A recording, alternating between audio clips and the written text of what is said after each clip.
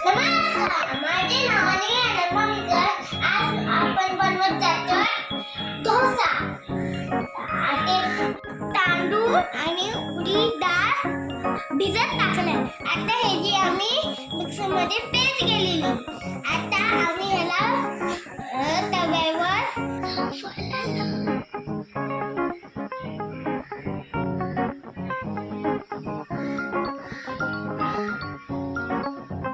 हे बघा कसं केले मी.